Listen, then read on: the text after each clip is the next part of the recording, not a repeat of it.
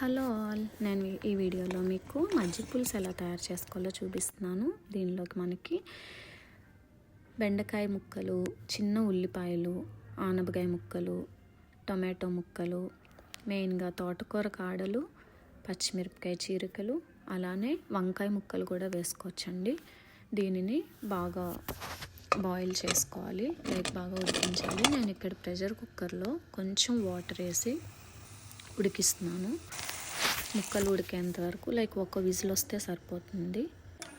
మజ్జిగ తీసుకోవాలి. మజ్జిగలో శనగపిండి, 1 స్పూన్ శనగపిండి శనగపిండిలో వాటర్ వేసుకుని బాగా మిక్స్ చేసుకుని ఈ మిశ్రమాన్ని మనం మజ్జిగలో పోసి బాగా మిక్స్ చేసుకోవాలి. ఇక్కడ కొంచెం వాటర్ కూడా వేసుకోండి. వాటర్ వేసుకొని కొంచెం కన్సిస్టెన్సీ లూజ్గానే ఉంటుంది. బాగా మిక్స్ చేసుకొని అలానే పసుపు, ఉప్పు వేసుకోవాలి. వేసుకుని దాన్ని మిక్స్ చేసుకుని పక్కన పెట్టుకోండి. ఇక్కడ ఒక విజిల్ సరిపోతుందండి. చూసారు కదా, వెజిటేబుల్స్ బాగా మగ్గినవి. స్మాష్ చేసేయకూడదు, జస్ట్ పైనే తిప్పాలి. దీనిలో మనం చేసుకున్న మజ్జిగ దీనిలో పోసేయాలి. వేసేసిన తర్వాత ఇక్కడ కొంచెం మరిగించాలండి. ఉప్పు చూసుకుని, ఉప్పు ఇక్కడ మనం టేస్ట్కి తగ్గట్టు సాల్ట్ వేసుకొని మిక్స్ చేసేసుకొని బాయిల్ చేసుకోవాలి.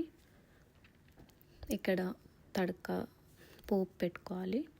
పోపుకి మెంతులు, ఆవాలు, జీలకర్ర, కరివేపాకు, ఎండుమిరపకాయలు, కొత్తిమీర,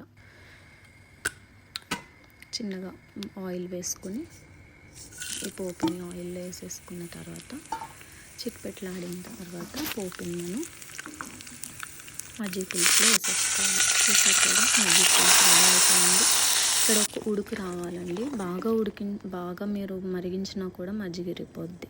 ఓకేనా, ఇదేనండి మజ్జిగ పులుసు. Thank you for watching.